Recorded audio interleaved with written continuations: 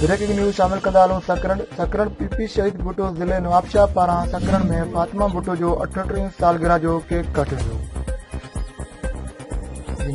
सकरण में खबर का आगाह न्यूज़ था। सकरण में पीपी शहीद भुट्टो ज़िले नवाबशाह पारां सकरण में फातिमा भुट्टो जो 38 सालगिरह जो केक कटियो वियो, जंहिंमें पीपी शहीद भुट्टो जो कारकुननि वॾे अंग में शिरकत कई। सकरण में खबर का आगाह न्यूज़ था। सकरण में पीपी शहीद भुट्टो ज़िले नवाबशाह पारां सकरण में फातिमा भुट्टो जी 38 सालगिरह जो केक कटियो वियो। तफ़सील ॿुधाए रहियो आहे सकरण मां कोई टाइम।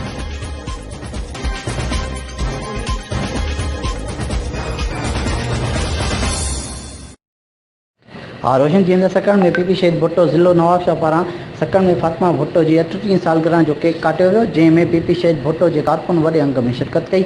सालगिरह जी तक़रीब जो आगाज़ तिलावत खां कयो। उन मौक़े ते अॻूणे ज़िले सदर निसार अली विस्तरो, सिंध काउंसिल जो मेंबर फयाज़ शाह, खमीसो खान विस्तरो, मोहम्मद लाइक लाखो, मज़ार खान रिंद, मुमताज़ बिरोई, ज़वार असद शाह, सरदार जोनेजो, इमदाद सोलंकी, राजा शाह, गुलाब मंगसी इब्राहिम ऐं ॿियनि सालगिरह जो केक काटियो। उन मौक़े ते अॻवाननि चयो त मीर मुर्तज़ा मिशन फातिमा भुट्टो जी क़यादत में मुकमल कयो वेंदो। आख़िर में फातिमा भुट्टो जी वॾी ॼमा लाइ दुआऊं पिणु घुरियूं वयूं।